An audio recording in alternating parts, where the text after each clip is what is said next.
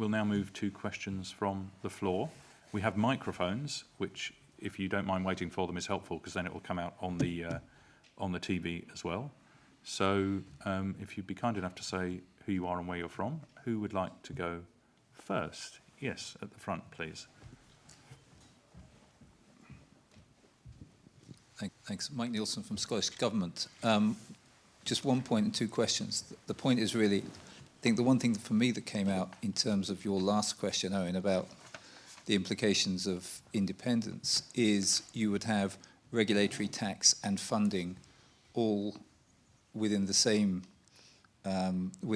decision-making framework. So, for example, big infrastructure investment, the tax benefits would actually flow back directly, and so you could think in a more integrated way. So I think that's relevant. Two questions. First question really for the EU reps is, we are, in terms of this funding, we are acutely conscious of the structural funds new round. Digital is a cross-cutting priority, and we would like to bring in EIB funding. It is, however, quite a complex framework, and I think the question is, what advice would you give to help us to, as it were, pull together our funding, private funding, EIB funding, and EU funding in a more effective way to support the broadband rollout? And then maybe a question for the private sector. It's a bit awkward to assume away both EU regulation and BT's strong market position. So I suppose my question is, your basic approach, which is, let's do it big in a joined up way, and it will make money overall. Could you just say a bit about how you would seek to achieve that within the sort of the existing framework of EU rules and the incumbent position? Because I think that's sort of critical for us. Thank you. Well, that's very clearly put. So perhaps I could come, first of all, to Frank on that question about complexity of structural funds and other things. Difficult question, or rather, a question that will require a long answer. You're right about the complexity of structural funds. The point that I made initially was, I think, that it's critical that you are fully involved in the operational program development with London, and I accept, I don't know what's happening there. The second part of it is that we are now putting together a mechanism with our colleagues in Sevilla to develop what they term within the regional funding of a smart specialisation strategy. And I would recommend that you get involved in it's called IPTS, the Institute for Prospective Technological Studies in Sevilla, it's an element of the Commission. They are working to set up a mechanism to exactly targeted on people like you, Mike, to be able to get involved in how these processes can be developed and how to best exploit it. So rather than, I'm not a regional funding expert, but I can certainly give you some more pointers. Let's talk afterwards about what we can do and keep in touch on that. Thank you. Mikhail, from an EIB view? I think there are examples in other areas. For example, there's an initiative called Jeremy, which targets SME funding, where in the UK we created fund structures involving European funding leveraged by EIB plus third-party investors, ensuring a combination of different funding sources. And this activity targeted the SME area. Something similar could, of course, be envisaged for investments in the broadband area. Yeah. So I think for us it will be important to create a critical mass, to have substantial projects, not only focus on one municipality, but larger scale. And based on this critical mass, we would be happy to discuss in discussions on an operational level potential solutions. Thank you. Stefan, to Mike's second question about the incumbent position in creating solutions here. Yes, well, I think the question was essentially if I didn't relax all those constraints, and I just lightly relaxed in my presentation. I mean, it becomes obviously much more difficult. I mean, the economic reality is that significant parts, I would imagine, of the Scottish local loop must be an underperforming asset for BT. And you could view them, they may view them as an upgrade or a maintenance liability, right? And there's a basis for a discussion. I would suggest as a government, first thing is clarity, right? If you can set a goal of a fibre switchover, which may be difficult to see how you would achieve, but there's a political step to frame your whole policy and your discussions with other institutions and with BT in terms of a clear goal, that will start to move the terms of debate. It could be that, I mean, Telecom Italia has a whole unit looking at public-private partnerships with different regions, and they've only done one real contract so far, and it's very favourable to Telecom Italia, a lot of observers would say, but it's an interesting precedent. I know that there are other incumbents around Europe looking at these mechanisms as well, because when you're used to getting what I would call free money from the replacement anomaly, which is my polite term for that pattern of behaviour, you know, sometimes when the pressure becomes enough, there will have to be a solution. They must be underperforming assets. And I think in the cities, you have a different case. I mean, it's a question of, again, political will and economic risk you're willing to take. But Amsterdam, as I'm sure we all know, they got their project through to build their own open fibre infrastructure, fully state aid approved. I wouldn't say it's necessarily impossible, but the thing really is the scale of ambition. It's all very well talking about these things, but if you don't have the ambition and the guts to commit to it and take it seriously, nothing will happen. So the first step really is to set the dream, and then you start building towards it. Thank you. Yeah. Philippe. I think there were two sides to your question. One was whether a grand vision could be achieved within the EU rules, the European Commission rules. And the second one was how to get BT on board, right? So on the first point, while I may have characterized the European framework as one which is ill-suited to address the problem we face, actually there are mechanisms within it that have not been probably fully tested. One of them is under the new state aid rules, there is a new concept or a relaxation of the rules for so-called ultra-fast broadband, and which is defined as, well, essentially fibre to the home would qualify as an ultra-fast broadband network. And for those types of networks, my understanding is that even so-called black areas, i.e. where BT has already decided to roll out fibre to the cabinet, those could still be considered white for the purposes of deploying fibre to the home. So state aid rules would not get in the way of in theory, of a grand vision of fibre to the home across the whole country. And then in terms of regulation, there is also it's probably at this stage, I think it's a footnote or a sentence in the recommendation on fibre costing, which has already been approved, I believe. This is not the one that is currently being discussed, but the previous one, which says something along the lines, and I don't have the exact quote, but it would be good to have a look at it again, because it hasn't been tested to the full, that the rules and regulations could be relaxed or could be set differently for co-investment projects, co-investment networks, like the one I laid out in my slides. I mean, this has never been tested properly, but it seems to suggest that the European Commission will be prepared to accept different types of regulation for investments which involve multiple number of players, even if such networks could be found to have market power. So it is, as Stefan said, it's a matter of setting the vision and setting the path, and then we can go down these points of detail at the end of the day and see whether the European Commission rules are flexible enough to accommodate it. And on the BT question, I think if BT were to see that the Scottish government is serious in its intention of rolling out something big, then it will be in their interest to participate, I think.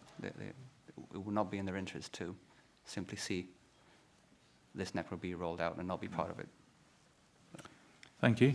It sometimes falls to the chairman to ask stupid questions, so I'm just going to, because you spoke about vision, and Stefan, you were very clear that fibre was it, and that everything else was kind of history, and we spoke about fibre to the home. I mean, is that the vision that everyone, you know, is there any dissenting view from that, or does everybody agree that fibre is it for the future, and that's really the vision we should be talking about, fibre to the home, or whatever? I just wanted to clear that up because I had not heard it quite so starkly before. So as long as we're all agreed on that. Sorry. Yes, Brendan, please. Yeah, sorry, Brendan Nick, BT. No, I don't think anyone disputes in the long term fibre to the home as the goal for everybody, but there's a long journey to go. And I think a couple of observations. I think the approach I think the UK is taking, certainly Scotland to a certain extent, is to try and get that balance between industry investing where it can, which tends to be more urban than rural, clearly. But at the same time, as happened in first-gen broadband, is trying to get out as fast as we can to give as most people possible something which is significantly better than they have today. And I think in that sense, and it may be a sort of, I don't want to use the words, a cultural thing in terms of a nation state or a devolved nation. I think that's the approach Britain's tended to take, certainly in the last 10 to 15 years. I think the other thing, I think, Stefan, I can't remember, was it Sweden you said had 50% take-up in fibre? Yeah, well, 54% now. 54, right, yeah. I think one of the things we're not seeing in the UK yet, and this is network agnostic, BT, Virgin, anything else, if you look at, I mean, Edinburgh, I think, has got the highest average broadband speeds of any city in Britain just now. And yet take-up of mass market high-speed broadband in the city is not that high, even in areas where fibre to the cabinet is available. And you're getting speeds, you know, reasonably good speeds now.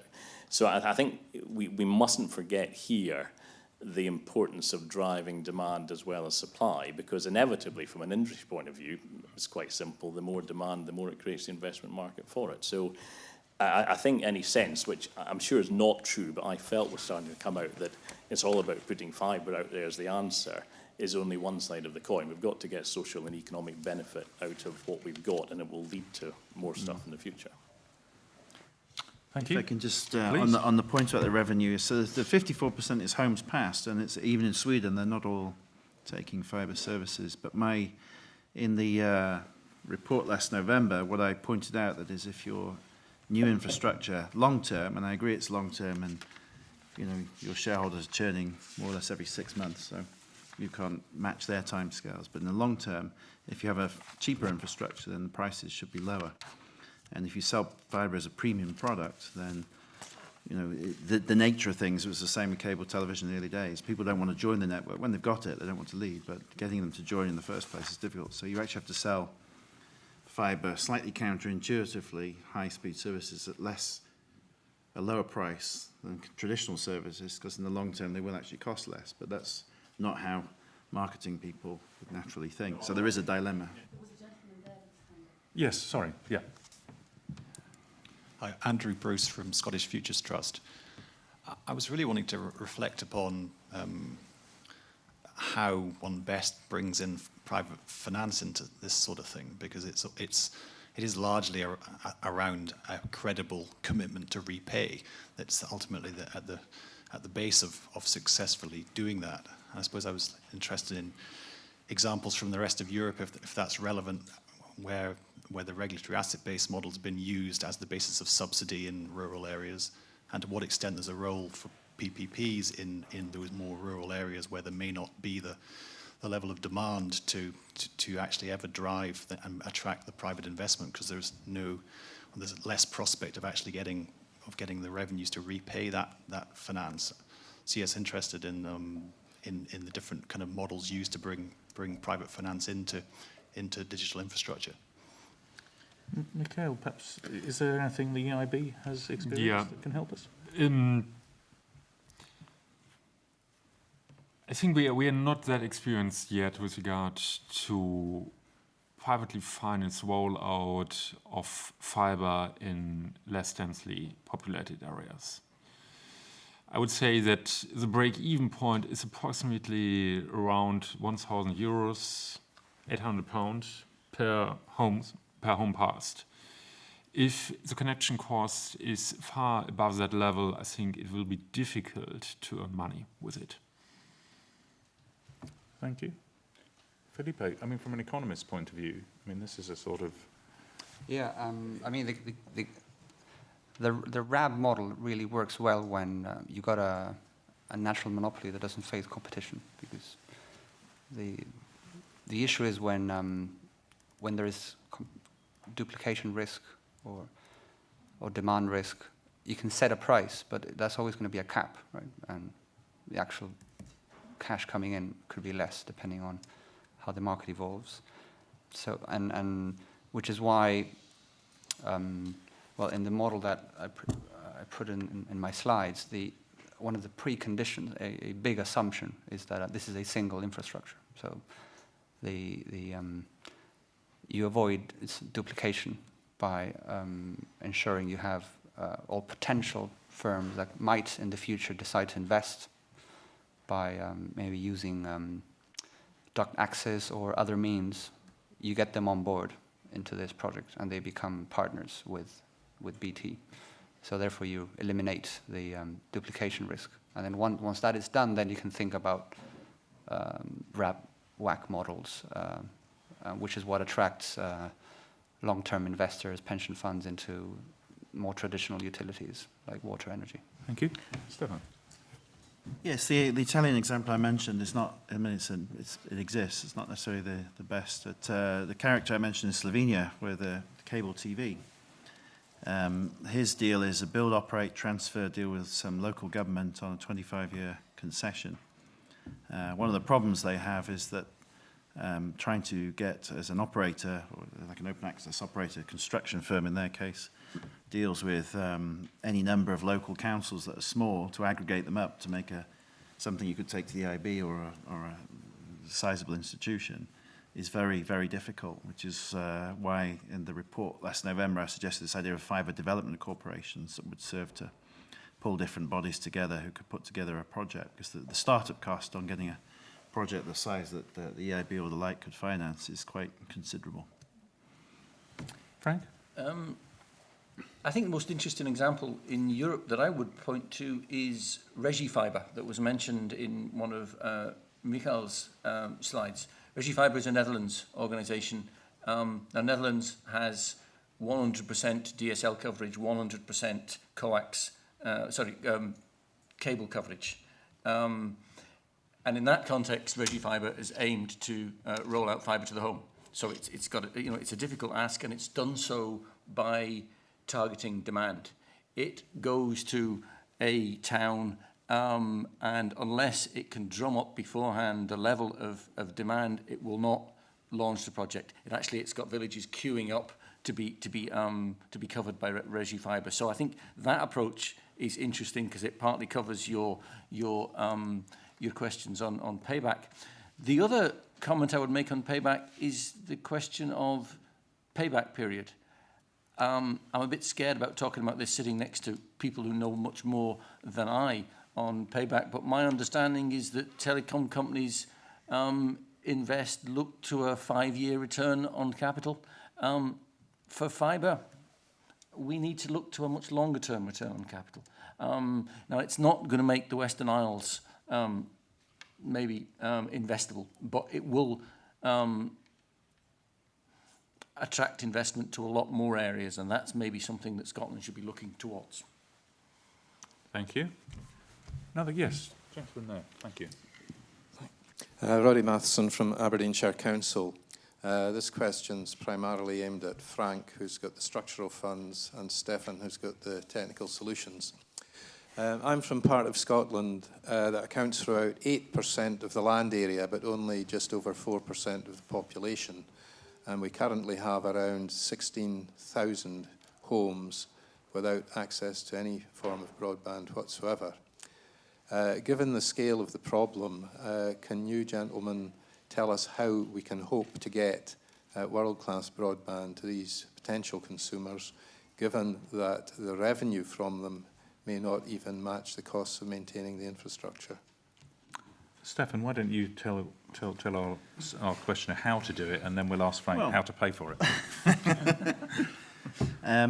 I mean, if your revenue in a very extensive area that you're alluding to is not going to cover your maintenance costs, it's not a private project, right? You need some kind of ongoing support. In my master plan for Scotland, I tapped into universal service funds. Now, I don't know how that scheme actually works in detail with Ofcom, but I would have thought an area like that you're describing should be able to get some central funding, essentially an institutionalized cross-subsidy from the dense urban areas to help you with your running costs and construction. In terms of, yes, and Brett, you're sitting next to Brendan, who's the right guy to ask. He can write you a check. He gets all the money at the moment. In terms of technical solution, I mean, it's very, very localized. My suggestion would be, if you're very forward-thinking, you should not look at half measures or interim solutions. Ultimately, if you want those homes to be connected to the future grid, they have to be fibered. But that is very expensive. So, it's a question of how much money you're willing to put down on the table. How do I pay for it? Can I come back to this? One of the problems that we noticed with the structural funds 2007-2013 is one of the biggest underspend areas was broadband. Now, I can't off the top of my head remember what the UK position is, but in many areas the absorption rate of of broadband funds was low. There are therefore considerable funds out there that you might be able to tap into. Now, again, this is the kind of detailed question that I would need to look into, and I don't have the figures with me, but there might be some possibility there, and I know there is some movements to launch a voucher scheme, but let's get in touch, and I can share details with you on this. But I agree with the other panelists. You have clear market failure here that we need to find the money somewhere, and as to whether you go straight to fibre, it's an interesting question. It goes back to, Mr. Chairman, your question, do we all agree that fibre is the answer? Well, yes. But for these 15,000 homes, if the choice is between fibre, which we would all like them to have, and nothing, then FTTC is a nice intermediate measure. I'm sure they would go with FTTC. They might even go with satellite, but maybe that's going too far. Thank you. Sorry to any satellite people here. Another question? Yes, please. Yes, Stuart Gibson from Farpoint.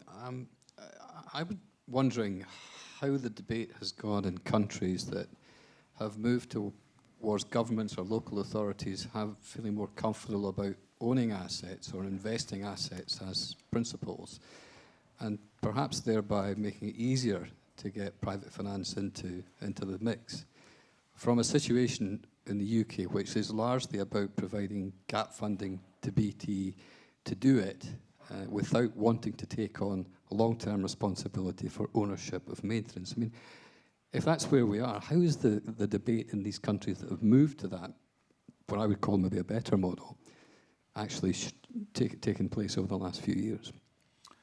Felipe, I mean, one of your slides, you spoke about gap funding and so on. I mean, what's your reaction? Yeah, well, I was probably going to say that maybe Stefan, in his Swedish experience, is a better place to comment on the cultural changes that may have happened in these countries. I think it is at the end of the day, it's a cultural issue. It's do you trust the state to make the right decisions in these circumstances? And I guess we all know since the Thatcher years that is not the case in the UK. There is a general distrust for the state running things and making decisions, and you need to be a very bold politician to actually say, I'm going to take away that role from the private sector.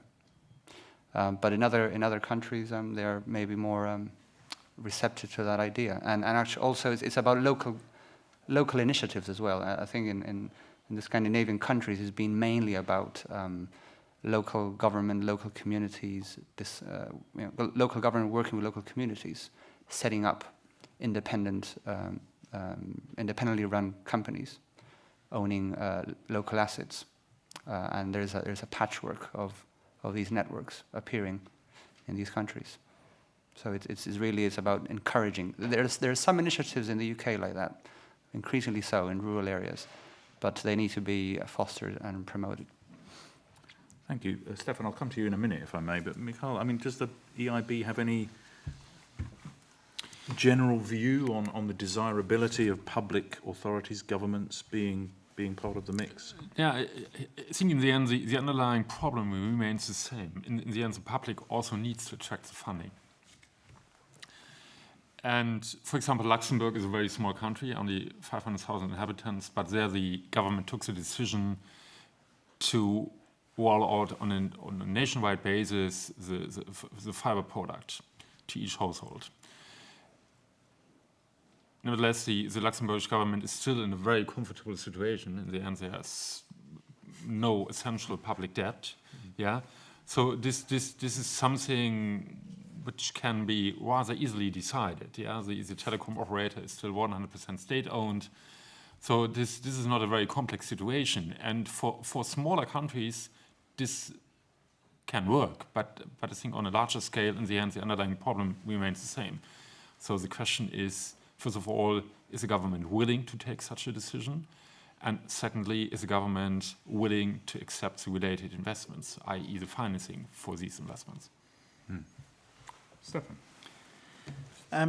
Well, in much of Europe, municipalities quite often own the local utility. So that helps because you have an industrial organization, maybe the electricity company or a district heating company, for example, which has utility-like characteristics. In Sweden, quite a few of the projects originated actually from housing associations, so perhaps surprisingly, they have quite a high rate of public housing ownership. And that last drop is really a very expensive part, and you can find multiple uses for new connectivity, like CCTV and other sort of social services, maybe the smart meter program if that ever gets going, etc. So I think you can originate projects from the public sector in different ways.